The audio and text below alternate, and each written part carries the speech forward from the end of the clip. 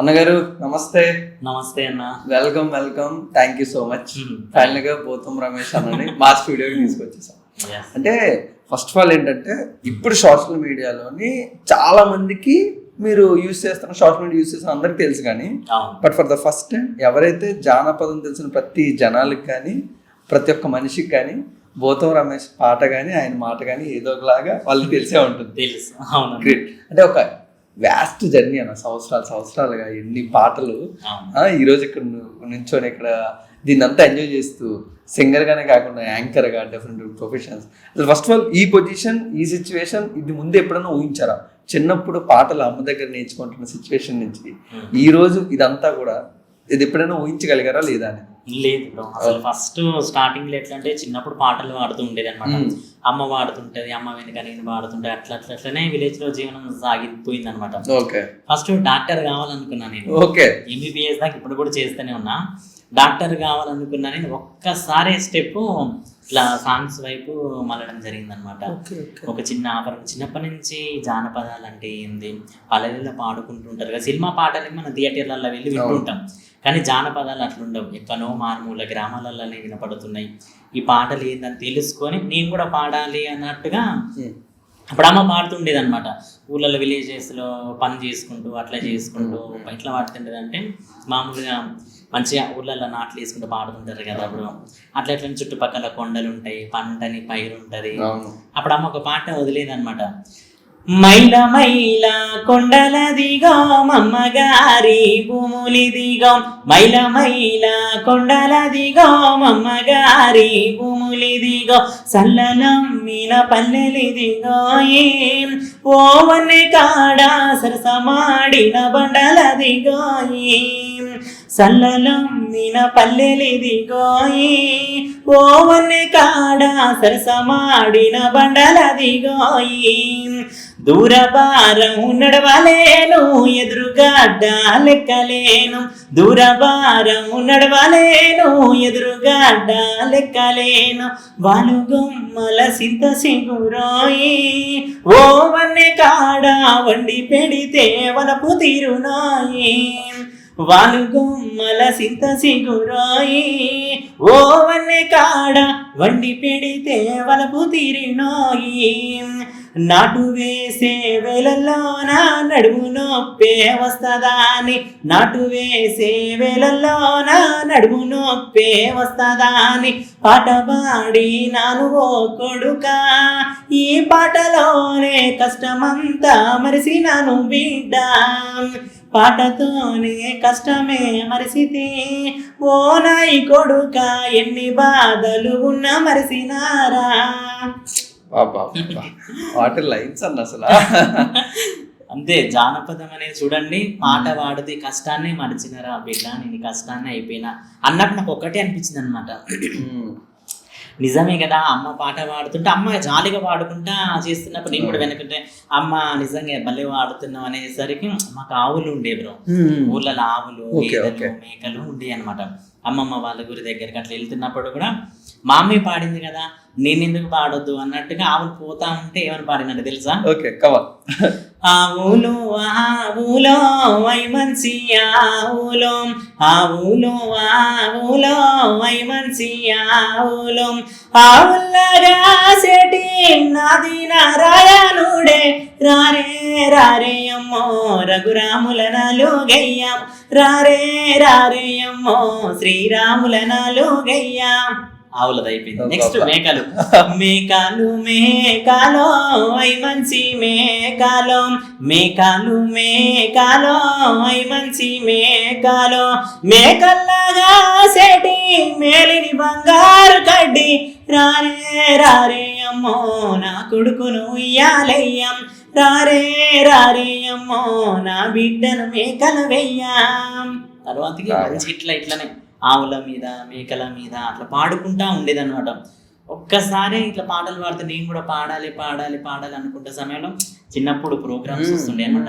Super singer అని, రేలా రేలా దుమ్మురేప్ అని, అట్లా అట్లా అట్లా. కానీ ఎప్పుడైనా స్కూల్లో మనం ఫస్ట్ ఉండేది పాటలల్లా, ఆటలల్లా, స్టడీలా, మొత్తానికి నా జర్నీ అటు ఇటు పల్లె నుంచి పట్టణానికి బయలుదేరింది. అదంటే మీ స్కూల్ అయిపోయి ఎన్నో సంవత్సరాలు అవుతున్నా స్కూల్లో మాత్రం రమేష్ భూతం పాటలా ఉండిపోయిందంట. ఖచ్చితంగా నేను పాడేది అనమాట, మామూలుగా టీచర్స్ మీద పాడేది.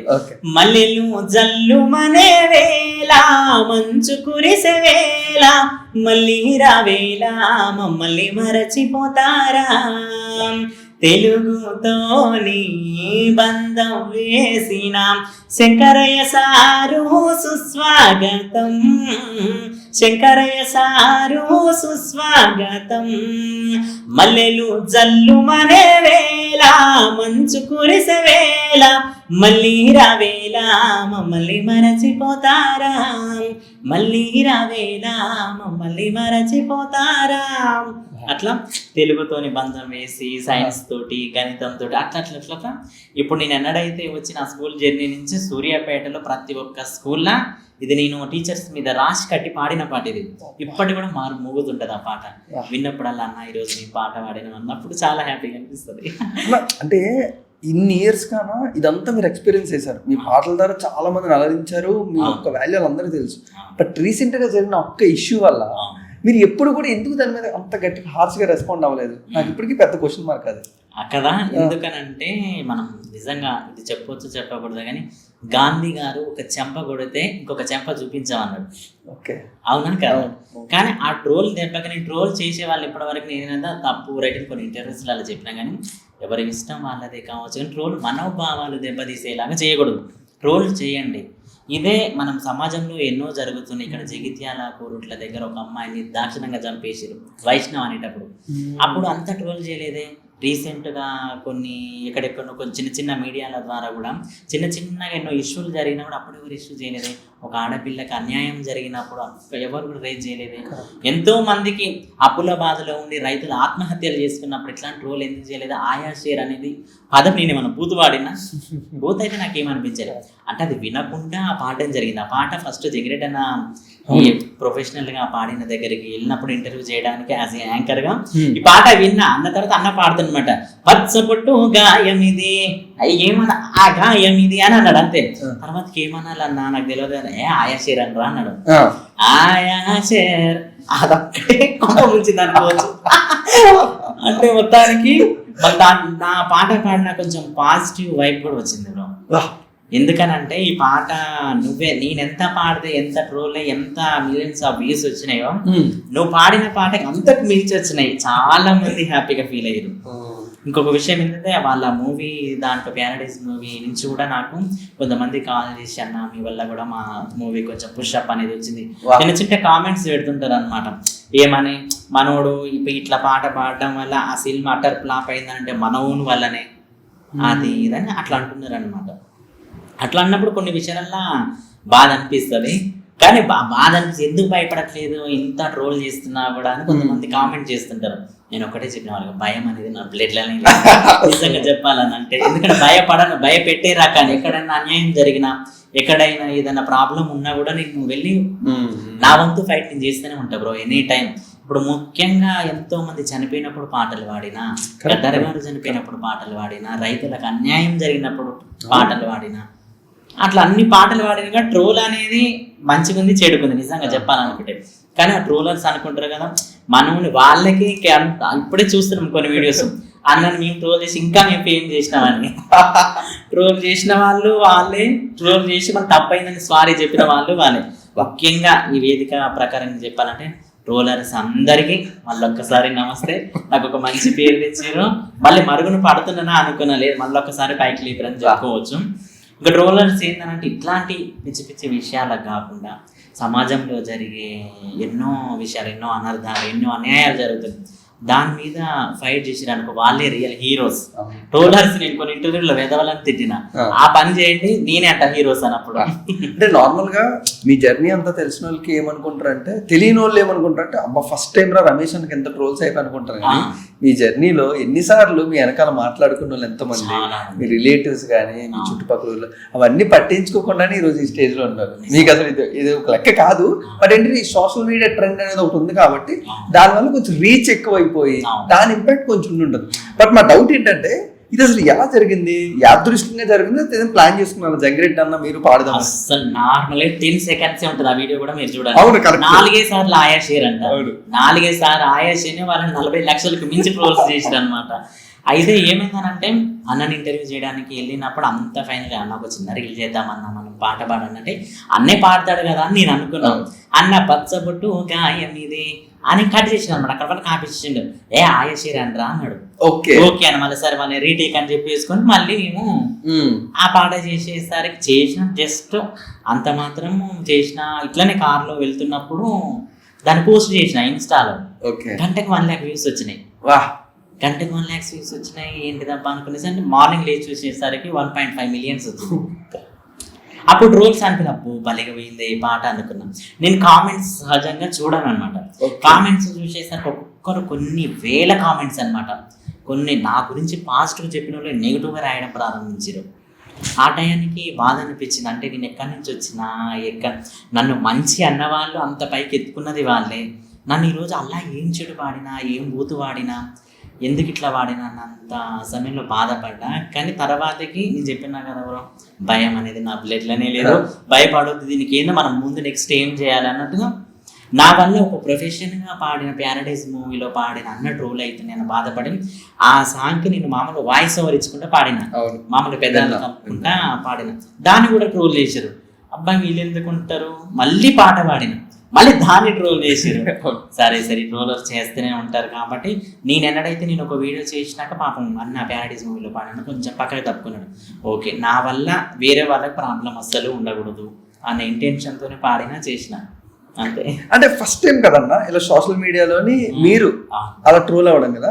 నెక్స్ట్ మీరు ఏం ప్లాన్ చేద్దాం అనుకున్నారు అసలు? ఎందుకంటే నార్మల్ గా ఏం చేయాలో మనకు కొంచెం అర్థం కాదు కదా. దీన్ని తగ్గించాలి అనుకున్నారు, అది వదిలేద్దామా, ఏం చేద్దాం, ఎవరితో డిస్కస్ చేశారు, ఏం జరిగింది? అంటే ఫస్ట్ ఎట్లా అంటే ఇది ఆల్రెడీ నేను ట్రోల్ పట్టించుకున్నాను. ఓకే, సమాజంలో ఇంతకు మించిన మాటలు ఎన్నో విన్నా నేను నా జర్నీలో వస్తున్నప్పుడు. వీళ్ళు ఏంటంటే ఒక వీడియో ద్వారా బయట పెడుతున్నారు, కానీ ఇట్లా చేయడమే బెస్ట్. 4 గోడల మధ్యలో ఉండి, నలుగురు మధ్యలో ఉండి మాట్లాడుకుని మన ముందర ఒక మాట, మనం లేనప్పుడు ఒక మాట మాట్లాడుకుంటారు కొందరు.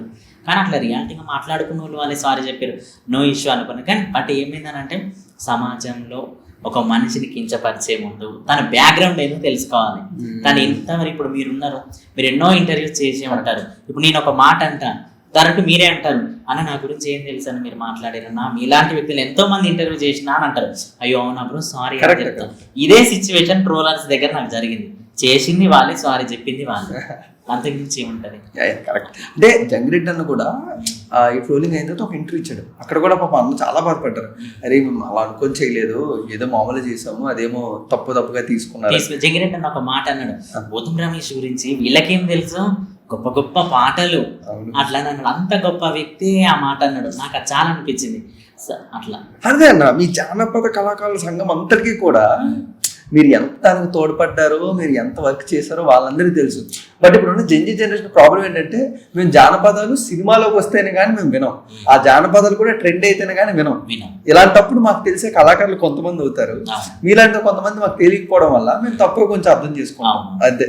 తర్వాత మేము మెల్లగా తెలుసుకొని, మీరు పాడిన పాటలు లేకపోతే మీ జర్నీ అంతా తెలుసుకొని అప్పుడు మేము రియలైజ్ అవుతాం, అరే ఇతను కూడా గ్రేట్ సింగర్, మనం తప్పుగా అనుకున్నాం. అంటే కొన్నిసార్లు ఉంటుందన్న, కొన్ని సింగర్స్ కి కొన్ని వాయిసెస్ కొన్ని సెట్ అవ్వవు అని అంటూ ఉంటారు కదా.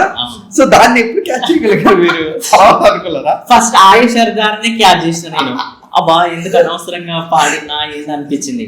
ఏంది స్వామి ఇట్లా ఆయేషర్ ఎక్కడ చూసినా కూడా. నీకు ఒక విషయం చెప్పినా, ఇప్పుడు మన ఇంటర్వ్యూకి వచ్చేటప్పుడు నేను కారు డోర్ అంత మాత్రం చేయి వాచ్ చేసుకుంటున్నా, మామూలు చేయి వాచ్ చేసుకుంటుంటే అరే ఆయేషర్ అని అంటున్నారు. అయ్యో స్వామి నేను ఆయేషర్ కానరా, నేను బుద్ధం రమేష్, నేను ఒక ఫోక్ సింగర్ అని. సరే అన్న నువ్వు పాటలు మస్తు పాడతాం, మొత్తానికైతే ఆయేషర్ మేము తగ్గేదే లేనట్టు, మనం ఎక్కడ చూసినా కూడా నువ్వే కనిపిస్తున్నావు అని అన్నారు. అనేసరికి మొత్తం అవునా బ్రో థ్యాంక్ యూ భలే మాట్లాడారు. నేను చెప్పినా కదా కొన్ని విషయాలు. పేపర్ వేసేటోడు కూడా వచ్చి ఏమంటాడు, ఆయాషేర్ అని అంటాడు. మిల్క్ వేసేటోడు వచ్చి ఆయాషేర్. ఇక్కడ సూపర్ మార్కెట్కి వెళ్ళినా కూడా ఆయాషేర్. ఓ మై గాడ్ ఇది ఏంది ఇదంతా ఆయాషేర్. పాప నాన్నగారు హీరో, లేకపోతే గొప్ప గొప్ప వాళ్ళ ఆయాషీరాను అంతా స్ట్రగుల్ పడి ఎంతో మూవీస్ చేస్తున్నారు కదా, వాళ్ళ ద్వారా నన్ను ఆయాషీర్ అంటున్నారు కదా, రియల్ ఆయాషీర్ ఆయన కదా అంటే రియల్ ఆయాషీర్ అయినా నువ్వే, రియల్ ఆయాషీర్ అయినా నువ్వే అని అట్లా చెప్పినప్పుడు కొన్ని టైమ్స్ హ్యాపీగా అనిపిస్తుంటది. అంటే నార్మల్గా ఇలాంటి సిచ్యువేషన్స్ వల్ల ఎంత నెగిటివిటీ ఉంటుందో తెలియదు, కానీ మనం అటు సైడ్ కూడా ఆలోచిస్తే ఎంత పాజిటివిటీ ఉంటుందో తెలుసా అన్న. మీరు ఎప్పటికీ మాకు సోషల్ మీడియాలో కనబడుతుంటారు ఇఫ్ ఇన్ కేస్, ఎందుకంటే మీరు ఎక్కువగా ట్రోల్స్ పట్టించుకోరు, మీ జర్నీలు కూడా పట్టించుకోరు కాబట్టి మిమ్మల్ని మీరు మర్చిపోయినా జనాలు మర్చిపోరు. ఎప్పుడో ఒకప్పుడు ఏదోలా తీసుకొచ్చి మిమ్మల్ని మళ్ళీ తెలియని వాళ్ళకి కూడా తెలియజేస్తూ ఉంటారు, కొత్త కొత్త మీమ్స్ ట్రై చేస్తూ కొత్తగా చేస్తూ. సో మీరు ఎప్పుడు ఇలా సోషల్ మీడియాలో మాకు కనబడుతూ ఉంటారు. సో అదొక మంచి పాజిటివ్ న్యూస్ అని నేను అనుకుంటున్నాను. సో మీరేమనుకుంటున్నారు, పాజిటివ్ ఏదైనా ఉంది దీని వల్ల అంటే ఏముంది? పాజిటివే, రోజు కూర్చోవడానికి కారణం అది పాజిటివే కదా. లేకపోతే గొప్ప గొప్ప వాళ్ళ నుంచి కాల్స్ వస్తున్నాయి బ్రో, మంచి మంచి ఆఫర్స్ వచ్చినాయి నిజంగా చెప్పాలంటే. నిజంగానే సరే ఇన్ని రోజులకి ఈ కష్టం ఈ ట్రోల్ వల్ల నాకు దక్కిందా? ట్రోల్ మంచికి ఉన్నది చెడుకు ఉన్నది. నిజం చెప్ప ట్రోల్స్ కూడా డబ్బులు ఇచ్చి మీమ్స్ చేయించుకుంటారట. ఆ విషయం నాకు తెలియదు అసలు, నాకు అసలు తెలియదు. అవునా ఇట్లా ఉంటుందా, ఇట్లా డబ్బులు ఇచ్చి చేయించుకుంటారు. సినిమా ముందు ఎంత కష్టపడుతుందో తెలుసా, ఒక మీమ్ వైరల్ కంటెంట్ అవడానికి ఎంత డబ్బులు ఇస్తున్నారు. నిజం అంట, అది నాకు తెలియదు.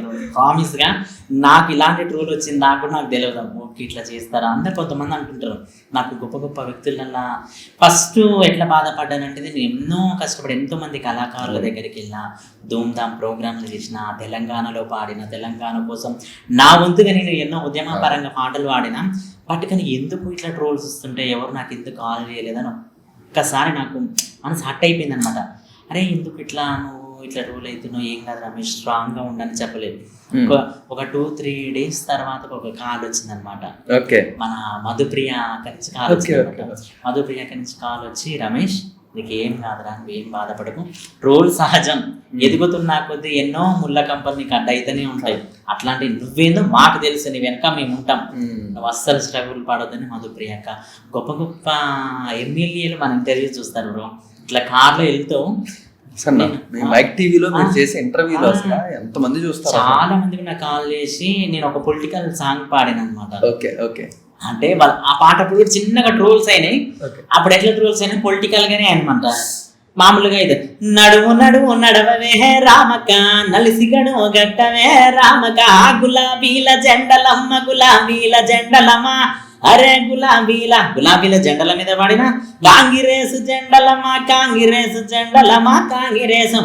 అంటే 2-3 పాటలు ఒకటే. అంటే డప్పు వాళ్ళని ఇంటర్వ్యూ చేస్తున్నప్పుడు ఒక డప్పు టీం ఉంటుంది, లేడీస్ టీం. వాళ్ళు ఎన్నో ఉద్యమాలకు ఇట్లా చేసిరు కదా, మీరు ఇన్ని పార్టీలకు చేసిరు అని పాడిన షార్ట్ వీడియోస్లలో గులాబీల జెండాలు ఒక షాట్, కాంగ్రెస్ జెండాలు ఒక షాట్ చేసేసరికి ఏముంది, వాళ్ళు కాంగ్రెస్ టీము తెలంగాణ టీం ఒక్కసారి నా మీద ఫైట్ వచ్చినట్టు కామెంట్స్ ద్వారా ఇన్స్టాగ్రామ్లలో ఈ నెంబర్ ఎక్కడుందో పట్టుకోండి, వాళ్ళు డైరెక్ట్ కాల్ చేసి నన్ను తిట్టలేదన్నమాట. రమేష్ నువ్వంటే మాకు ఒక అభిమానం, పొలిటికల్ పాటలు ఎందుకమ్మా, నీకు ఏందనంటే పొలిటికల్ పాటలు పాడినా కానీ మా పార్టీకి సపోర్ట్ చేస్తే బాగుండు అని మనం వాళ్ళ పార్టీకి, ఎందుకంటే ఒక వైపు మాకు ఏదన్నా నువ్వు వెళ్ళేటప్పుడు నీ ఇంటర్వ్యూస్ మేము చూస్తుంటాం, భలే చేస్తాడే బాబు, పల్లె సింగర్సి పత్తి చేనులల్లా నా మామూలుగా గొర్రెలను కాసేటోళ్ళ దగ్గరికి వెళ్తాడు, నాట్లు వేసేటోళ్ళ దగ్గరికి, ఎండ వాన అనుకుంటూ వెళ్తుంటాం, ప్రతి వీడియో నేను చూస్తుంటామని గొప్ప గొప్ప వాళ్ళు నాకు చేశారు అనమాట. అమెరికా నుంచి ఎన్ఆర్ఐస్ కాల్ చేసినారు, మీ వీడియోలు మేము చూస్తుంటామని. ఢిల్లీ నుంచి కాల్ చేసినారు అనమాట. రీసెంట్గా చెప్పుకోవాలి, ఎవరికి కూడా ఈ విషయం తెలియదు, నేను ఒక మంచి అవార్డు తీసుకున్నాను, త్వరలో అది రివీల్ చేస్తాను. నిజం చెప్పాను, ఒక మంచి ఒక బెస్ట్ యాంకర్ మన తెలంగాణలోనే తీసుకున్నాను నేను. అది నాకు భలే అనిపించింది, అబ్బా నేనే ఉన్నాను ఆ ఫోక్లా. ఇంకొకటి అన్నారు మీరు, ఫోక్ కళాకారులు ఇట్లా కాల్ చేయలేదు, నేను బాధపడ్డా అన్నా కదా. ఫోక్ ఇండస్ట్రీ ఇప్పుడు బాగాలేదు అసలు, కరెక్ట్, ఇప్పుడు అస్సలు బాగాలేదన్న. నేను ఏదైనా ఓపెన్ గా మాట్లాడతా, స్ట్రైట్ అండ్ ఫార్వర్డ్ గా మాట్లాడదు. ఒకప్పుడు జానపద పాటలు మన దగ్గర ఉన్నాయి, ముందు వెళ్ళాలి అని అనుకున్నాం, కానీ ఒక జానపద కళాకారుడు ఒక జానపదానికి శత్రువు. సేకరణ పాటలు ఒకరి, సేకరించేది ఒకడు, పాడేది ఒకరు, కట్ చేస్తే అవార్డు తీసుకునేటోడు ఒకడు, దాని సృష్టికర్త ఒకడు ఉంటే దొంగలించిపోయిన దొంగ ఒకడు ఉన్నాడు దీంట్లో. నిజంగా ఓపెన్గా చెప్పాలంటే నిజంగా అందరూ దొంగలే అని చెప్పుకోవచ్చు. ఎందుకంటే కొందరు మాత్రమే ఉన్నారు. ఈ రోజులల్లా తెలంగాణ సాంస్కృతిక సాంప్రదాయాలు కొన్ని జాబ్స్ ఉన్నాయి అనమాట. అంటే నేను సాంస్కృతిక సాంప్రదాయాన్ని నేను ఏం తప్పు పట్టట్లేదు. డప్పు సంకన్న పెట్టుకొని కాళ్ళు గజ్జలు కట్టుకొని 20 ఏళ్ళు 30 ఏళ్ళ నుంచి పనిచేసిన వ్యక్తులు ఉన్నారు. వాళ్ళకి ఈరోజు జాబ్ లేదు సాంస్కృతిక సాంప్రదాయంలో. సారథి జాబ్ అనేది లేదనమాట. బాధ అనిపిస్తుంటుంది. నేను ఒక్కసారి ఇంటర్వ్యూకి వెళ్తున్నప్పుడు డైరెక్ట్గా వచ్చిన కాలు ఇట్లా మొక్కుతుంటారు, అయ్యో ఎందుకు తల్లి ఎందుకు మొక్కుతున్నారంటే, నాన్న నువ్వంటే నీకు ఒక పేరు క్రియేట్ చేసుకున్నావు, నీకు ఒక జాబ్ ఉన్నది, మేము 20-30 ఏళ్ల నుంచి మేము ఈ తెలంగాణలో పోరాడుతున్నాం, మాకు ఇప్పటివరకు జాబ్ లేదు, కళాకారులకు కొన్ని కోట్ల ఆస్తులు ఉంటాయని అనుకుంటారు. ఇట్లా చప్పట్లు కొడితేనే ఒక కళాకారునికి కోట్ల ఆస్తి అనమాట నిజంగా చెప్పాలనుకుంటే. ఎందుకనంటే వాళ్ళ వెనక ఏముండదు బ్రో, ఒక పాటే వాళ్ళ గొప్పదనం, కోట్ల ఆస్తి నిజంగా చెప్పాలనుకుంటే. అట్లా సూపర్ అన్న. అంటే నార్మల్ గా సింపుల్ గా మీ జర్నీ గురించి చెప్పాలంటే ఎవరికన్నా 4000 మందిలో ఒకే ఒక్కటి నిల్చొని ఫోక్ స్టూడియోలో సెలెక్ట్ అయ్యి ఈ రోజు ఇక్కడ వరకు షైన్ అయ్యాడు. ఎలా అన్న పాసిబుల్ అసలు? అప్పుడు ఎలా నేర్చుకున్నారు ఆ జానపద పాఠాన్ని? 4000 మంది ఆడిషన్స్ చేసి డైరెక్ట్ గా మంగ్లీ గారే మీకు ఫోన్ చేసి మీరు సెలెక్ట్ అయ్యారని చెప్పడం, ఆ మూమెంట్ ఒకసారి గుర్తించుకోండి. ఎలా ఉంటుంది అంటే ఆ వయసుకి? నిజంగా కొన్ని టైమ్స్ అది తలుచుకుంటేనే బాధ అనిపిస్తుంది బ్రో. ఎందుకనంటే నా జర్నీ విలేజెస్లో ఉండి మామూలుగా కాలేజ్ డే అనమాట, 10th అయిపోయింది అప్పుడు.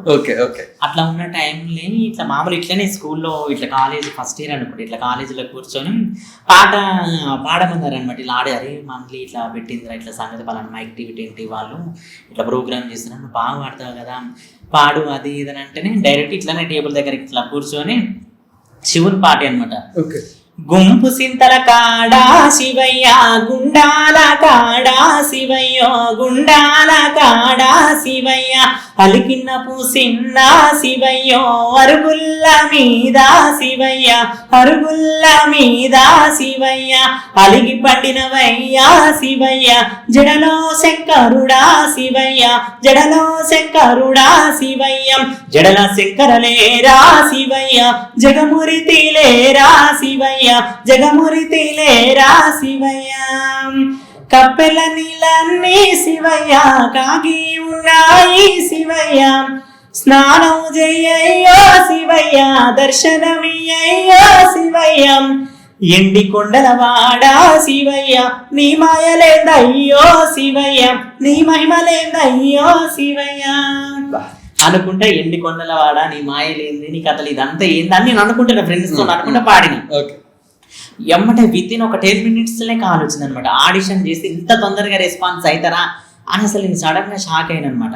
అయ్యేసరికి మైక్ టీవీ వాళ్ళ కాల్ చేసి అమ్మా నువ్వు ఇట్లా ఆడిషన్కి రావాలి, నువ్వు సెలెక్ట్ అయిపోయినావు, ఇప్పటివరకు దాదాపు 10-15 వేల కాంటాక్ట్స్ వచ్చినాయి, దాంట్లో ఫస్ట్ సెలెక్ట్ అయింది అని పిలిచిరు అనమాట. అయ్యేసరికి అమ్మ పోవాలనుకునేసరికి ఏంటంటే చుట్టుపక్కల వాళ్ళు ఏమంటారంటే సినిమా ఇండస్ట్రీనా ఫోక్ ఇండస్ట్రీనా పాటలేదు పిచ్చి పిచ్చిగా మంచిగా చదువుకో. మా సైడ్ కోదాడు సైడ్ వేణుమాధవ్ గారు చాలా మంది సెలబ్రిటీస్ ఉన్నారు అన్నారు. వాళ్ళు పెద్ద పెద్ద వాళ్ళకి అవకాశాలు లేక లాస్ట్ సిచ్యువేషన్లో చాలా బాధపడ్డ సందర్భాలు ఉన్నాయి. వద్దు ఆ వీళ్ళు పోనీయకండి అది ఇదని అన్నా కూడా నిజంగా చెప్పాలంటే మా అమ్మ స్ట్రాంగ్ బ్రో. దేనికైనా నేను ఉంటాను, పోరా నువ్వు ఏం కావాలనుకుంటే అటు వెళ్ళిపో, ఎవరిన్నానో కూడా వాళ్ళ నోటి మాట నేను బంద్ చేయాలని నేను బంద్ చేస్తా అని చెప్పి అమ్మ నాన్న ఒక డిసిజన్ తీసుకున్నాక వెళ్ళాం. నాకు జస్ట్ ఒక 500 రూపీస్ ఇచ్చారు అనమాట. ఎట్లా వెళ్ళాలి ఎక్కడికి పోవాలి ఏమి తెలియదు, డైరెక్ట్ బస్ ఎక్కిన ఆడిషన్ అని వచ్చేసిన హైదరాబాద్కి వచ్చేసి డైరెక్ట్ ఇక్కడ అంబేద్కర్ యూనివర్సిటీ టీసీఆర్లో ప్రోగ్రామ్ ఆడిషన్ నడుస్తుంది నడవండి అనేసరికి చకాచకా వెళ్ళిపోయినా. నాకు హైదరాబాద్ కొత్త కదా, టెన్షన్తో ఫుల్ జ్వరం వచ్చిందనమాట. ఫుల్ జ్వరంతో వచ్చి అక్కడ ఇట్లా అందరినీ చూసేసరికి ఫస్ట్ నేను ఆ సెటప్ని ఆ గ్రీన్ మ్యాట్ని కెమెరాల్ని మొత్తం చూసి అదే బ్రో అదే ఫస్ట్ టైం భయం అనిపించింది. కానీ ఎన్నడైతే ఒక్కసారి నేను తలుచుకొని అనుకున్న దేవుడాన్ని మంచిగా పాడాలని పోయి ఇదే పాడు గుంపు సింతల కాడని శివయ్యంగా నీ మాయేందో నీ మాయేమేందో నేనైతే వచ్చేసిన మొత్తాన్ని నువ్వే చూసుకొని పాడి నేను అంత మాత్రం మళ్ళీ బస్ ఎక్కి రిటర్న్ వెళ్ళిపోతున్న సరికి రిటర్న్లో నాకు కాల్ చేసారు అనమాట. అప్పుడు చిన్న చిన్న ఫోన్లు ఉంటాయి, అమ్మ దగ్గర ఫోన్ తీసుకొని పోయిన అనమాట. అట్లా చిన్న ఫోన్ తీసుకొని వెళ్తున్నప్పుడు అప్పుడు చెప్పిరు అనమాట. చెప్పి మా భూతం రమేష్ నువ్వు సెలెక్ట్ అయిపోయినావు, ఇమ్మీడియట్లీ నువ్వు మళ్ళీ రిటర్న్ రావాలని చెప్పారు. సూర్యాపేట బస్ స్టాండ్ దిగిన మళ్ళీ అదే రిటర్న్కి వచ్చేసిన. నాకు వేసుకోవడానికి నేను బట్టలు కూడా తీసుకెళ్ళాను. అక్కడ మైక్ టీవీ ఛానల్ వాళ్ళే నాకు ప్రమోట్ చేసి కుర్తాలు అనేవి నన్ను మామూలుగా అప్పుడే అనిపించింది అనమాట. మంగ్లీకి అక్కడ చేసిన మేల్ యాంకర్కి కాస్ట్యూమ్స్ తెస్తున్నారు అనమాట. నాకు కూడా కాస్ట్యూమ్స్ తెప్పించడం జరిగింది. అంత చాలా మంది పీపుల్స్ వచ్చారు, ఎవరికి తెప్పియలేదు. నీకు కాస్ట్యూమ్ ఒకసారి అన్నాడు అనమాట. ఈ రోజు ఆ సెలబ్రిటీస్తో సహా నీకు కాస్ట్యూమ్ తెస్తున్నారంటే నువ్వు ఖచ్చితంగా సెలబ్రిటీ అయితే రమేష్ అని అన్నారు. నిజంగానే అట్లా అనుకొని పాటలు పాడి నా వంతగా సెమీఫైనల్గా వచ్చి ఇక నేను వెనకకి వెళ్ళిపోయినా అనమాట. ఓకే. అంతవరకు వచ్చి కొంచెం ప్రాబ్లమ్స్ వల్ల నేను వెనక వెళ్ళిపోయిన తర్వాతకి ఇక అయిపోయింది రే కంప్లీట్, ఇంకా అయిపోయింది ఇంతవరకు ఎట్టుంది రాసుకుంటే వెనకకి వచ్చేసిన తర్వాతకి మళ్ళీ ఒక 3 months తర్వాత నాకు కాల్ చేసారు ఇదే యాక్టివిటీ వాళ్ళు. నిజంగా నేను రుణపడి ఉన్నా అంటే ఒక తల్లిదండ్రిగా భావించినట్టే నేను చేసిన వర్క్ కానీ యాక్టివిటీ టీం అందరికీ మళ్ళీ ఒకసారి వందనని చెప్పుకుంటున్నాను. ఎందుకనంటే అక్కడ ఉన్న అపిరెడ్డి సార్ గారు కానీ, సతీష్ అన్న, ఉదయ్ అన్న, తామ్ అన్న, చాలా మంది శివ సార్ గారు ఎంతో మంది నాకు సపోర్ట్ చేసిరనమాట. ఒక యాంకర్గా ఉండాలంటే మనోడైతే కొంచెం చలాకీగా ఉంటాడు, ఫన్గా ఉంటాడు, మంచిగా పాటలు బాగా పడతాడు. నిజంగా వీళ్ళు పిలిపించి ఒకసారి వీళ్ళందరికీ ట్రయల్ చేయొద్దని అన్నారు. చేసిరు అన్న, నేనేందన్నా నేనేం యాంకర్గా సెట్ అవుతా, పాటలు ఆడతాను, నేను యాంకర్ అయితే సెట్ అయినట్టు ఏం లేదు, నువ్వు ఖచ్చితంగా సెట్ అవుతావు రమేష్, నువ్వు రా అని చెప్పేసి వచ్చేసిన. అప్పుడు వాళ్ళు ఎవరు ఒప్పుకోలేదన్నమాట. ఏం వద్దు, ఇది 4 రోజులు ఉంటుంది మళ్ళీ పంపించేస్తారా, వద్దు వచ్చేసి అని అన్నారు. ఏ లేదమ్మా నేను ఇది ఒక్కసారి వెళ్ళి చూస్తా, ఏం కాకుండా వచ్చి నేను డైరెక్ట్గా నా స్టడీని కంటిన్యూ చేసుకుంటా అని చెప్పేసి వచ్చిన తర్వాతకి ఇక డైరెక్ట్ ఇట్లా కెమెరా ముందర కూర్చొని ఒక గెస్ట్ ఉన్నది అనమాట. తను ఎట్లుంటుందో అట్లా మాట్లాడండి అది ఇది అని అన్నారు అనమాట. అనే తర్వాతకి ఇక నాకు ఏం అర్థం కాలేదు, ఇట్లనే ఉన్నది ఏం మాట్లాడే ఎట్లా అది అనేసరికి అక్క నమస్తే మంచిగున్నావా ఎట్లున్నావు బాగున్నావు అని నా స్లాంగ్ నేనే మాట్లాడుతున్నా చేస్తున్నా కంటిన్యూస్గా నేను ఇట్లనే చెప్తుండేసరికి ఏమైందనంటే ఇంటర్వ్యూ చేసే వాళ్ళకి ఎట్లా ఉండాలని చెప్పినట్టే ఒకసారి నువ్వు మాట్లాడే విధానం నలుగురు వినేటట్టుగా ఉండాలి, అబ్బా ఇదేంది అనేటట్టుగా ఉండదు అని సరే నేను నార్మల్గా నీ ఫ్లోలో నువ్వు మాట్లాడని చెప్పారు. ఫ్లోలో మాట్లాడిన అమ్మతో ఇంటర్వ్యూ చేసినాం, కట్ చేస్తే 1 day 1 million views. అది ఎవరంటే మామిడిపల్లి రామతార అని ఒక ఆమె ఉంటుంది అనమాట. ఒక ముసలాం అనమాట. ఆమె బలికి ఫన్నీగా పాడేదనమాట. మామూలు ఇప్పుడు వేసవి కదా, మామిడి పండ్లు రావాలి వారే మరి మామిడి మరి పండ్లును మరి తెచ్చినాను మీరు రావాలి అమ్మా ఇక కేజీ 130 సెల్లే మీరు రండి తొందరగా అతి సుందరుడా అతి తానే అప్పుడు నేనన్నా ఓ అవ్వ ఇది సినిమా పాట, నీకు ఇట్లా పాడుతున్నావు ఏంది నువ్వు పాట, మన మీద ఏమైనా కామెంట్స్ ఇక్కడ వస్తాయంటే ఎవరాడు అట్లా అనేది అట్లేం లేదు, మన పాట మనం పాడాలి, కష్టం చేసుకుంటే ఎన్నో పాటలు పాడతాను అన్నది రామతారమ్మ. అన్న తర్వాత ఆ పాట నేను ఫన్నీగా మాట్లాడడం అట్లా చేసేసరికి మంచి అవకాశాలు, తనకు శ్రీదేవి డ్రామా కంపెనీలో అవకాశం వచ్చింది. రీసెంట్గా చెప్పాలంటే జబర్దస్త్కి వెళ్ళింది, చాలా ప్రోగ్రామ్ నా వల్ల చాలా ప్రోగ్రామ్ చేస్తాను, నేను ఫేమ్ అయినా ఆమె ఫేమ్ అయింది అప్పుడే. దాని తర్వాత మూవీ కూడా bro Raju weds Rambai blockbuster సినిమా, ఆ మూవీలో కూడా మాకు ఆపర్చునిటీ వచ్చింది. అప్పుడు వచ్చిన తర్వాత అమ్మకు ఫీవర్ అయింది, ఫీవర్ వచ్చి దాదాపు కంటిన్యూస్గా ఆమె క్యారెక్టర్ని తీసేసారు ఆ రోజు. ఎందుకనంటే పాపం ఫీవర్ వచ్చి బాగా ఖమ్మం సైడ్ ఇల్లందు సైడ్ జరిగిందనమాట. అసలు అదే మూవీలో ఎవ కాకుంటే మాత్రం వేరే లెవెల్, నెక్స్ట్ లెవెల్లో ఉండిపోయేది అనమాట అమ్మ. అట్లా చేస్తూ బాగా పాడేది అనమాట, కోతిలాగా యాక్టింగ్ చేస్తుంది. అవ్వ నిజంగా నాకు అనిపించింది అనమాట, మనకు మామూలుగా ఫాస్ట్గా ఉండి మనకి ఇంటర్వ్యూ చేసి ఒక సెటప్ వేసి గ్రూప్ లాగా కూర్చొని అట్లా చేయడం నాకు వర్కౌట్ కాదు. నేను విలేజెస్కి వెళ్ళిపోవాలి, నా లాంటి కళాకారులు పిలుచుకోవాలి, అమలక్కలు కూర్చోబెట్టుకోవాలి.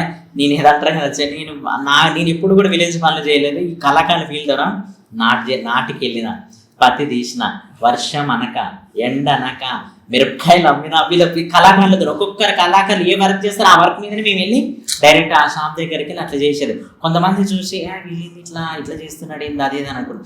ఆ ఇంటర్వ్యూ వచ్చినాక ఒక్కొక్కరు ఒక్కొక్క లైఫ్లో ఉన్నారు. ఎక్కడికి వెళ్ళినా కూడా వాళ్ళని గుర్తుపట్టడం, నన్ను గుర్తుపట్టడం. నిజంగా బ్రో ఏ జన్మలో ఏ పుణ్యం చేసుకున్నావు కానీ నేను ఇంటర్వ్యూ చేసిన ప్రతి ఒక్కరు నా కుటుంబంలో సభ్యుల్లాగానే ఉంటారు. ఇట్లా చిటికేస్తే అట్లా 100 మంది ఇట్లా వస్తారనమాట. నేను ఇక్కడ హైదరాబాద్ ఉన్నా కూడా నాన్న తిన్నావా ఉన్నావా అట్లా ఉంటుంది. ఇంకొక విషయం మీకు చెప్పాలి ఏంటంటే February 14 అంటే ఏమంటారు, వ్యాలంటైన్స్ డే. మామూలు లవర్స్ కి లేకపోతే మామూలుగా అట్లా చెప్పుకుంటారు కదా. వీళ్ళంతా కాల్ చేసారు అనమాట. అమ్మ వాళ్ళు ఎట్లా ఉంటారు, కాల్ చేసి నాన్న ఐ లవ్ యూ అని చెప్తున్నారు. అమ్మ వయసు నాన్న ఐ లవ్ యూ అని చెప్తున్నారు. నేను ఏంటి ఐ లవ్ యూ చెప్తున్నారు, అయితే ఎవరు చెప్పాలనుకుంటున్నారు, బాబులకు చెప్పి లేకపోతే తాతలకు చెప్పరా అని నేను అంటున్నా.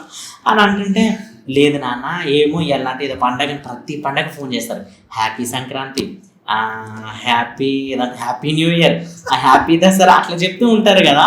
చేస్తున్నప్పుడు ఏమి ఇవ్వలేదు. February 14 అంట, అదే మరి ఏదో February 14 అంట బాగా ప్రేమికుల దినోత్సవం అంటే, నువ్వు అంటే మాకు ప్రేమ కదా నీకు, అందుకని February 14 నేను అనుకున్నాం.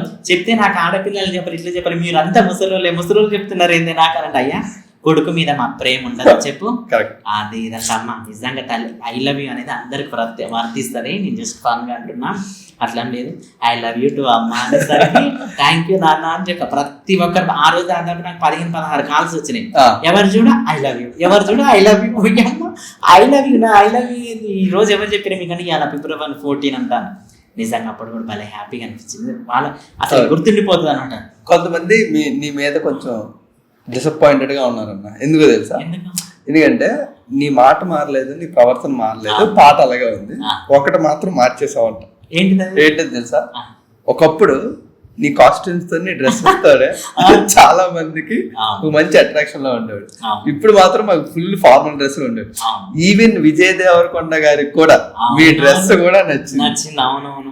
ఎందుకు అంత చేంజ్ ఎందుకు వచ్చింది? నిజంగా అంటే నేను జనాలకి వెళ్తుంటే నార్మల్ గా నేను ఇట్లా ప్యాంట్ షర్ట్ వేసుకొని పాడితే జనం ఎవరోలే అనుకుంటారు. నేను ఇట్లనే మన నాంపల్లి దగ్గరికి వెళ్ళినప్పుడు అక్కడ సరూర్ నగర్ దగ్గర ఇట్లా కాస్ట్యూమ్స్ ఉన్నాయి మొత్తం, కడియాలు కొత్తగా. ఇది నేను నిర్ణయించుకున్నదే. నన్ను ఎవరైనా ఏమని అనుకోండి, నేను జానపదంలో కొంచెం ట్రెండీగా ఉండాలన్నట్టుగా నేను నన్ను గుర్తుపట్టాలని గెటప్ వేసుకోవాలని చెప్పేసి ఆ గెటప్ వేసుకొని జనాలకి ఎన్నడైతే వెళ్ళినో, ఓహో ఈ గెటప్ వేసుకుని నా భూతం రమేష్ అనే పేరు బ్రాండ్ అక్కడ పడిపోయింది. అట్లా పడింది. నలుగురు నా వెనక వచ్చిన సైన్ ఎంతో మంది ఉన్నా కూడా ఎవరిని కూడా గుర్తించారు. వాళ్ళు నార్మల్గా వచ్చారు కదా. నేనంటే కొంచెం డిఫరెంట్గా ఉండాలి, నేను అనేది కొంచెం ప్రూవ్ చేసుకోవాలి.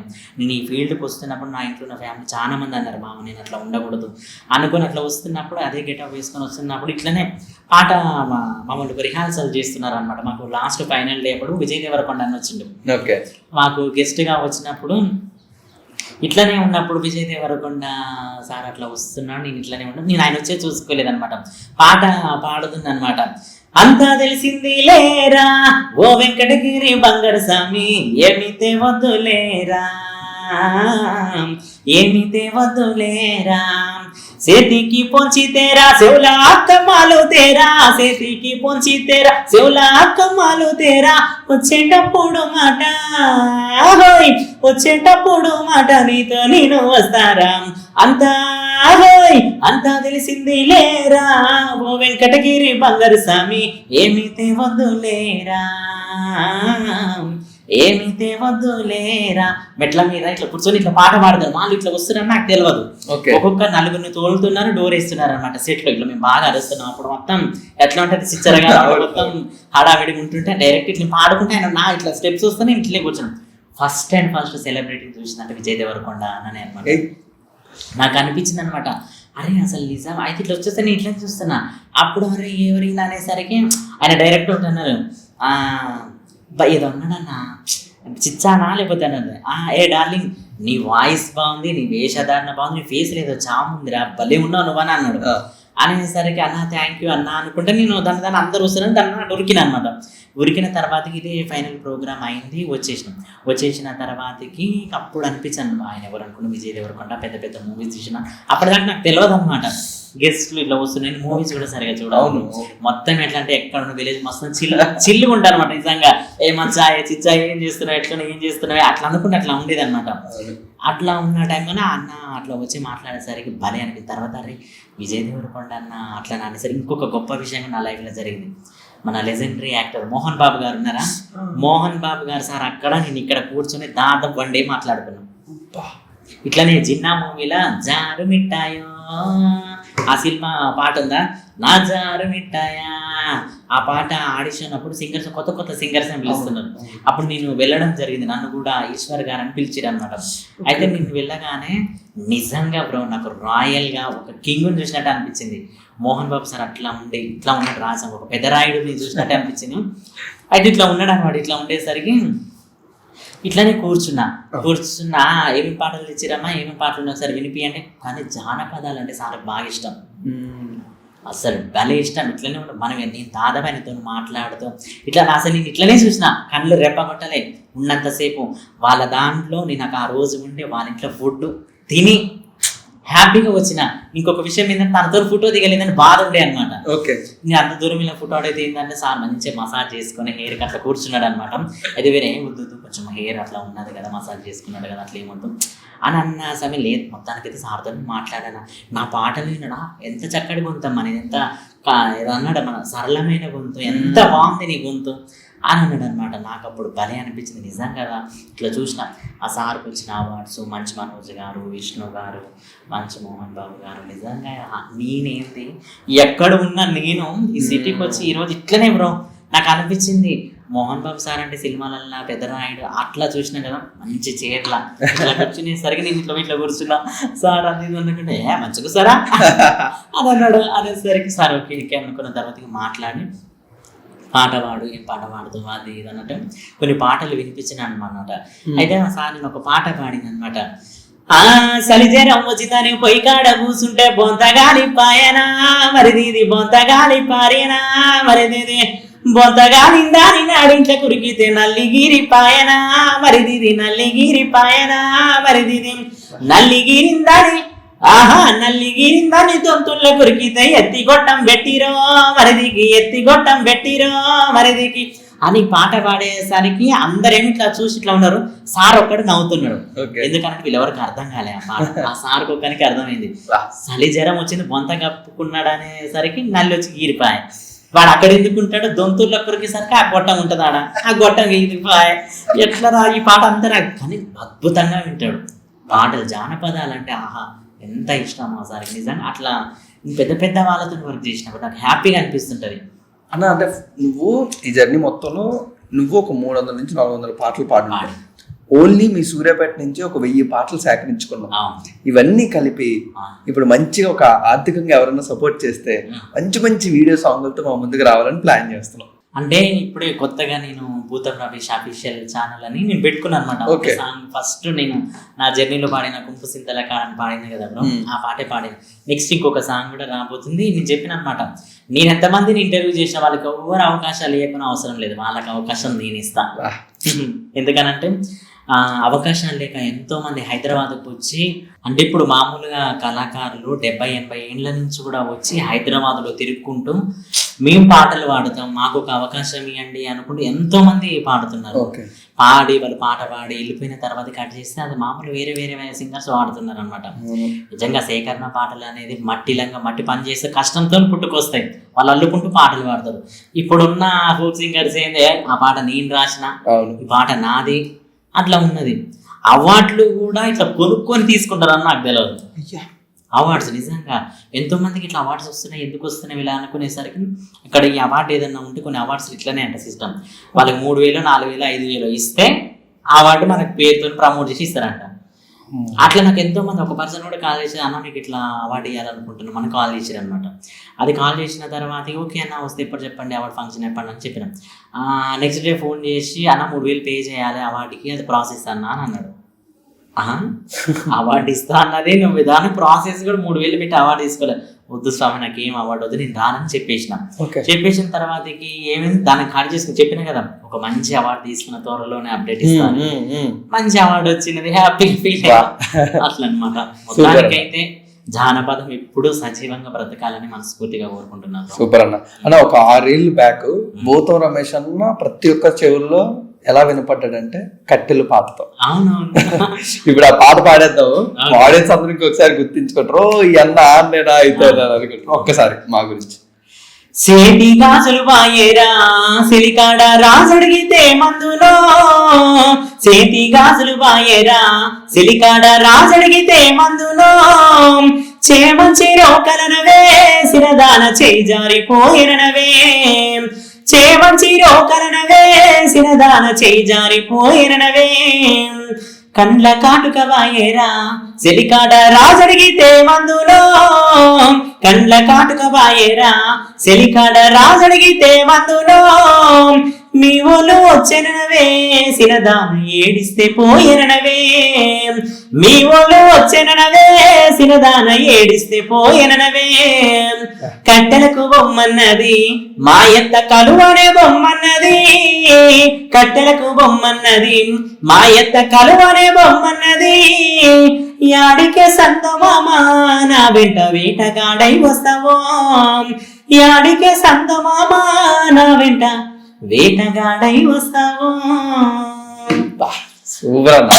ఈ పాట తర్వాత ఎన్ని మిలియన్ వ్యూస్ వచ్చిందో, వెంటనే మీరు జబర్దస్త్ లోకి వెళ్ళారు, శ్రీదేవి డ్రామా కంపెనీకి వెళ్ళారు, చాలా సీరియల్స్ లో కనబడ్డారు, ఇన్ని చేశారు కదా. ఆ టైంలో కూడా మాకు చాలా కనబడ్డాయి. బోతం రమేష్ అన్న తొందరలో బిగ్ బాస్కి వెళ్ళిపోతున్నాడు అని అప్పట్లో చాలా మంది మాట్లాడారు. ఇప్పుడు మళ్ళీ అలాంటి సిచ్యువేషన్ వచ్చింది, ఫుల్ గా ట్రోల్స్ తోని. ఇది కూడా కొంచెం పాజిటివ్ సైడ్ లో ఎక్కువ వింటున్నాం. మళ్ళీ రమేష్ అన్న ఈసారి బిగ్ బాస్ కి వెళ్ళే అవకాశం ఉంది. సో అలాంటి ఏమైనా మీ చెవిలో పడ్డాయా? అలాంటి ఆఫర్స్ ఏమైనా వచ్చాయి? అంటే మామూలుగా ట్రోల్స్ ఆన్లైన్ లో చూస్తున్నా, అంటే ఏమనిపిస్తుంది, నెక్స్ట్ బిగ్ బాస్ వీడే, కామెంట్స్ కూడా చూడండి, నెక్స్ట్ బిగ్ బాస్ వీడే, వీనికి మనం ఓటు చేయాలి అట్లా అంటున్నారు. బట్ కానీ బిగ్ బాస్ ఆపర్చునిటీ అనేది ఎట్లా ఉంటుంది అంటే మామూలుగా సింపుల్ ఏమి, అందులో కూడా కొంతమందిని మామూలు ఉన్నోళ్ళనే తీసుకోవడం, ఫేమ్ ఉన్నోళ్ళనే తీసుకోవడం కన్నా కొత్త కొత్త వాళ్ళకి అవకాశం ఇస్తూ వాళ్ళని, ఎంతో మంది హీరోలు కానీ హీరోయిన్స్ కానీ మరుగున పడిపోయిన వాళ్ళు ఎంతో మంది ఉన్నారు. వాళ్ళని తీసుకొని వచ్చి వాళ్ళ జీవితం ఏంది, వాళ్ళ రియల్ ఏంది, దాని ద్వారా పాజిటివ్ ఉంది నెగిటివ్ ఉందని చెప్పిన వాళ్ళే ఉన్నారు, వెళ్ళి వచ్చిన వాళ్ళే. కానీ ఖచ్చితంగా వస్తేనే అంటున్నారా, వస్తే పోతారా అంటున్నారా? అంటే మీరేమనుకున్నారు? అంటే అలాంటి ఏమైనా ఆఫర్స్ ఏమైనా మీ చెవి వరకు వచ్చాయా? వస్తే నెక్స్ట్ ప్లాన్ ఏంటి? వెళ్ళే అవకాశం ఉందా లేదా? ఒకళ్ళు వస్తే మాత్రం నేను చెప్తా బ్రో, తొందరగా మీకు అప్డేట్ ఇస్తాను. ఇప్పుడు వరకైతే ఏం లేదు. మీకు ఇంట్రెస్ట్ ఉందా వెళ్ళాలని? అంటే చూస్తుంటా నేను బాగా, అవే మనం పోవాలి చేయాలనేది ఇప్పటికీ అంటారు. ఇప్పుడు ట్రోల్ చూసేసరికి నిజంగా నన్ను నేను చూపించుకోవాలనుకుంటే అలాంటి ప్లాట్ఫామ్ ఉండాలి కదా అని అనిపించింది, అంతే తప్ప అట్లేం లేదు. వచ్చినా హ్యాపీని, రాకున్నా హ్యాపీని. ఎప్పుడు రమేష్ ఎప్పుడు హ్యాపీగానే ఉంటాడు. సూపర్ అన్న. చాలా షోస్ లో కానీ స్టేజ్ షోస్ కానీ డిఫరెంట్ మీరు పాటలు పాడారు, వాటిని అందించారు. బట్ ఇంకా ఎంతో కొంత వెళ్తే కొంచెం ఏముండిపోయిందంటే సినిమాల్లో కొంచెం ఎక్కువగా వినాలి అని. బట్ మీరు అలాగే భీమ్స్ అన్న దగ్గరికి వెళ్ళారు, చాలా సార్లు డిస్కషన్ జరిగాయి. చరణ్ అర్జున్ కానీ సురేష్ గోపిల్ అన్న కానీ వీళ్ళతో చాలా ఎక్కువ క్లోజ్గా ఉంటారు కదా మీరు. ఎందుకు అది మాత్రం ఎందుకు పాసిబుల్ అవ్వట్లేదు ఒక సినిమా దగ్గరికి వచ్చినప్పుడు? ఏమైతుందంటే ఒక సినిమా దగ్గరికి వచ్చేసరికి ఒక సినిమాకి ఒక వాయిసే ఉంటుంది, ఆ పాటకు ఒక పాటే ఉంటుంది. కొన్ని టైమ్స్ నన్ను పిలిచిన వాళ్ళు ఉన్నారు, నేను అవైలబుల్ లేకుండా ఉన్నానమాట. కొన్ని పాటలు ఉన్నాయి అనమాట, కొన్ని పాటలు ఎట్లా ఉంటాయి, రమేష్ వాయిస్ సెట్ అవుతుంది ఇక్కడ పెడదాం అనుకునే టైంకి నేను లేనమాట.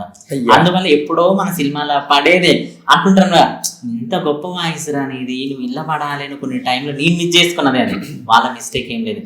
కొన్ని రీసెంట్గా కూడా నేను చెప్తున్నా కదా, రీసెంట్గా రీసెంట్గా ఆఫర్స్ వచ్చినాయి. మామూలుగా చెప్పాలంటే బ్రో, సీరియల్ వాళ్ళతో నాకు చాలా మంది ఫ్రెండ్స్ ఉన్నారు. ఓకే, మొత్తం సీరియల్ ఫ్రెండ్స్. నేను ఒక్కొక్కరు చాలా మంది ఉన్నారు, మంచి మంచి సీరియల్ యాక్టర్స్ నా ఫ్రెండ్స్ ఉన్నారు. మళ్ళీ అదే విధంగా డిఎస్పీలు తెలుసు, ఎస్పీలు తెలుసు. వాళ్ళంతా ఎట్లా అంటే ఈ పాటల వల్లనే నాకు మెసేజ్ చేసి, అంత గొప్ప గొప్ప వ్యక్తులే నాకు మెసేజ్, వాళ్ళకు ఫ్రెండ్ లాగా. ఒక చిన్న వాళ్ళ ఇంట్లో ఏ కార్యక్రమం అయినా కూడా నన్ను పిలవకుండా ఉండరు అనమాట. ఇంకా నేను వెళ్ళను అనమాట. అయ్యో పిలిస్తే నేను వెళ్తే ఏముంటది, ఎట్లా ఉంటది, పిలవగానే వాళ్ళు ఏదో మామూలుగా పిలుస్తారు కదా అనుకుంటాం, కానీ వాళ్ళు పాజిటివ్గా పిలిచి మా ఇంటికి రా, నన్ను అయితే వాళ్ళ మనిషిలాగానే ట్రీట్ చేస్తారు బ్రో. ఎక్కడికి వెళ్ళినా ఏం చేసినా కూడా అట్లా ఉంటుంది. రీసెంట్గా రోడ్ల మీద ట్రాన్స్జెండర్స్ ఉంటారు అనమాట. Okay okay. ఆ రోడ్డు మీద ట్రాన్స్జెండర్స్ అట్లా ఉంటే చాలా వరకు కొంతమంది బాయ్స్ అని నేను ఎక్కడ కనిపించినా కూడా అన్నా నమస్తే అన్న అంటారు. వాళ్ళు కొందరు అంటారు అనమాట, వాళ్ళు అట్లాంటి వాళ్ళు ఇట్లాంటి వాళ్ళు అని అంటారు. వాళ్ళకి మనం రియాక్ట్ అయ్యే విధానం బట్టే వాళ్ళు ఉంటారు అనమాట. వాళ్ళలో చాలా మంచి వాళ్ళు ఉన్నారు, వాళ్ళలో కొంతమంది ఫ్రెండ్సే నాకున్నారు. నిజం చెప్పాలంటే గొప్ప గొప్ప వాళ్ళు అన్నారు, నీ పాటలు వింటాం, నీ తింటాం, అట్లా చేస్తాం ఇట్లా చేస్తాం, ఎక్కడికి వెళ్ళినా కూడా మీరు మా లైఫ్ ఏది కదా బాధపడ్డ సమయాలలో ఉన్నారు వాళ్ళు. కానీ వాళ్ళకు కూడా మనం ఒక రెస్పెక్ట్ ఇవ్వాలి బ్రో. ఎందుకనంటే వాళ్ళే వాళ్ళు చేసుకొని పుట్టింది కాదు, అది సృష్టి ధర్మం అంతే. ఆ ధర్మాన్ని వాళ్ళకు ఒక రెస్పెక్ట్ ఇవ్వాలి. ఒక మెన్ ఫీమేల్ అసలు వాళ్ళు కూడా అసలు అందరినీ సమాన భావంతోనే చూడాలి. సూపర్ అన్న. ఈ జర్నీలో మిమ్మల్ని చాలా మంది సపోర్ట్ చేసుకుంటూ ఈరోజు ఇక్కడ వరకు మిమ్మల్ని నిల్చోబెట్టారు. అందులో మాకు ఎక్కువగా మీ చెవుల నుంచి వినబడేది మంగ్లీ అక్క కూడా మాకు స్టార్టింగ్ లో చాలా బాగా సపోర్ట్ చేసింది. బట్ అన్ఫార్చునేట్లీ మీ మీద అయితే ఎలా ట్రోల్ స్టార్ట్ అయ్యో అక్క మీద కూడా అలాగే కొంచెం అనుకోకుండా మాకు వినబడుతున్నాం. బట్ అక్క బిహేవియర్ ఎలా ఉంటుంది ఒక మనిషితో? ఎందుకంటే ఆమె కూడా ఒక జానపద కళాకారుని, ఆమె కూడా ఎలా జర్నీ స్టార్ట్ చేసిందో అందరికి తెలుసు. తనతోనే ఉన్న జర్నీ అయితే నేను పాజిటివ్ గానే చెప్తాను. ఎందుకనంటే నేను ఫస్ట్ మన ఫోక్ స్టూడియోకి వచ్చినప్పుడు చెప్పింది అనమాట, కొంచెం ఇట్లా పాడురా అట్లా పాడురా. ఎందుకంటే ఆ మొక్క నుంచి అక్కడి నుంచి వచ్చినామే కదా, వేరే వాళ్ళతో ఎలా ఉండేది మనకి ఇప్పుడు మామూలుగా చూస్తున్నాం ఏదో మైక్రో సంథింగ్ ఏదో ఇష్యూ అని, ఆ ఇష్యూ కూడా మనకి లెక్క కడుతున్నారు. మామూలుగా తనతో ఫోటో పెట్టి స్టేటస్ పెట్టి మామూలు ఎప్పుడో వెనకట 3-4 ఏండ్ల క్రితం పెట్టిన ఫోటోకి కామెంట్స్ అన్నమాట, నేను ట్రోల్లో ఇట్లా కనుపడ్డా. తను అట్లా ట్రోల్ వచ్చేసరికి తమ్ముడు చూస్తేనేమో ఆయా షేర్ ట్రోల్, అక్క చూస్తేనేమో ఏదో మైక్రో ఫైనాన్స్ అని అట్లా కామెంట్ దాదాపు 300-400 కామెంట్స్ వచ్చినాయి. కామెంట్స్ అన్ని డిలీట్ చేసి దాంట్లో మొత్తం బాక్స్ అనేది కామెంట్ బాక్స్ అనేది హైడ్ చేసి పెట్టడం జరిగింది అనమాట.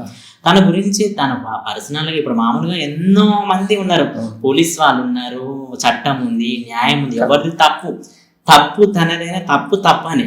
ఇప్పుడు నేను తప్పు చేస్తే తప్పే, అక్కడ తప్పు చేస్తే తప్పే. కానీ నాతో ఉన్న విధానం ఏంటంటే, నీ దగ్గర ఏమైనా పాటలు ఉన్నా మంచి మంచి పాటలు ఉంటాయిరా, బాగుంటాయి, నీ గొంతు బాగుంటుంది, ఒక స్పెషల్ గొంతు, అది నువ్వు ఈ వే వెళ్ళు, నువ్వు ఆ వే వెళ్ళు, ఏదైనా పాటలు మంచి డిస్కషన్ బ్రో బాగుండేది అక్కతో కూడా. మనకి ఎట్లా అంటే పాట పాడేటప్పుడు అరే ఇట్లా పాడాలి అట్లా పాడాలా మంచిగా. నేను చెప్పినది విజయ్ దేవరకొండ మంగ్లీగానే తన ఫస్ట్ స్టార్టింగ్ చూడ్డాం, ఒక సెలబ్రిటీని చూడ్డాం అని అంటే అట్లా అనిపించింది. దాంతో పాటుగా మైక్ చెప్పింది కదా, మైక్ టీవీ వాళ్ళు మొత్తం కూడా అక్కతో పాటుగా మా టీం కూడా భూతం రమేష్ నువ్వు ఇట్లా పాడు అట్లా పాడు అది ఇదని మస్తు మంది సపోర్ట్ చేసారు.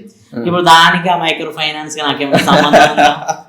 మా అక్కకు కూడా నాకు తెలిసి ఇప్పుడు కొన్ని వార్తలు చూస్తున్నాం కదా, పోలీస్ వాళ్ళంతా ఇప్పుడు నేను మీడియా అనేది తప్పు పట్టట్లేదు, ఎందుకంటే మీడియా వాళ్ళు కూడా ఉన్నారనమాట. నిజమేందో ఇప్పుడు ఆ సుబ్బారావు అనే లాయర్ కానీ మధు అనే పర్సన్ వీళ్ళంతా ఉన్నప్పుడు ఒక్కసారి ఒక టీం పోలీస్ వాళ్ళని లేకపోతే ఒక చట్టం వాళ్ళందరూ ఒక్కడ గ్యాదర్ చేసి కూర్చోపెట్టి అసలు ఎవరిది ఏంది అని అయితే అయిపోద్ది, క్లోజ్ అయిపోద్ది అక్కడ వరకు. నేను ఒక మాట చెప్తే అది జనాలకు ఒక విధంగా వెళ్తాను, నువ్వు ఒక మాట చెప్తే అది జనాలకు ఒక విధంగా, ఏది నిజం అనుకోవాలి ఏది అబద్ధం అనుకోవాలి. నేను కాదు అని అంటే అది నిజం అని వారు అట్లా ఉంటే పోతుంది. కానీ ఒక టీం వర్క్ లాగా అనుకొని అందరూ ఒక్కడ గ్యాదర్ అయ్యి కూర్చొని ఒక మీడియాని పిలిపించుకొని చేస్తే వాళ్ళకి ఖచ్చితంగా న్యాయం జరుగుతుంది. కానీ ఎంతో మంది కూడా దీంట్లో భాగస్వామ్యులు ఉన్నారని తెలుస్తున్నది, మనం చాలా బాధాకరం. సూపర్ అన్న. ఎనీవేస్ నీది ఎంత మాట్లాడుకున్నా నీ ప్రయాణం గురించి ఇంకేదో వస్తూనే ఉంటాయి. బట్ అంటే నీ కెరీర్ లోని అమ్మ గురించి ఒక మంచి పాట రాశావు, అమ్మ కూడా ఆ పాటకి ఆడడం జరిగింది. ఆడపిల్ల గురించి ఒక పాట రాశావు, ఇప్పుడు ఒక మంచి సత్కారం జరిగింది. ఇవన్నీ ఒక ఎత్తు అయితే, నాకు మీ పాటలన్నిటిలోని పాట మీద బ్రతుకుతున్న మీరు మీ గురించి ఒక పాట రాసుకున్నారు, పాట గురించి. ఆ పాటతోని మనం ఇంటర్వ్యూని ముగించేద్దాం.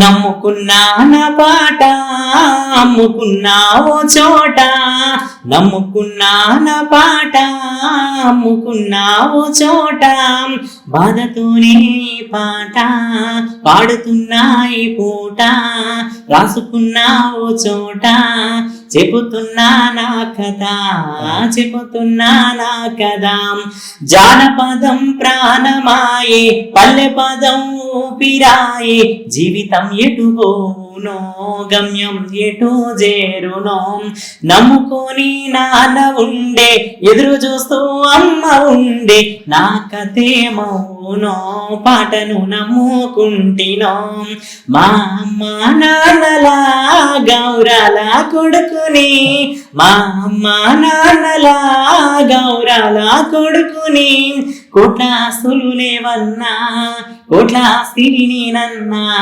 కోట్ల ఆస్తులు లేవన్నా కోట్ల ఆస్తిని నేనన్నా, ఎన్నెన్నో జన్మల ఫలమో పాటమ్మతో నా బంధం, పాటమ్మ విడువనమ్మ నిన్ను మరిసే నేనుండనమ్మ, పాటమ్మ విడువనమ్మ నిన్ను మరిసే నేనుండనమ్మ, అందాల భాగ్యనగరం అదరహో భాగ్యనగరం, నా ఒంటరి ప్రయాణం దరిచేరేనన్న నమ్మకం, నా ఒంటరి ప్రయాణం దరిచేరేనన్న నమ్మకం, మేము కళాకారులాము పాటమ్మని నమ్ముకున్నాము, మా జీవితాల వెనుక చిల్లి గవ్వ ఉండదు గనుక, మా జీవితాల వెనుక చిల్లి గవ్వ ఉండదు గనక, మా జీవితాల వెనుక చిల్లి గవ్వ ఉండదు గనక.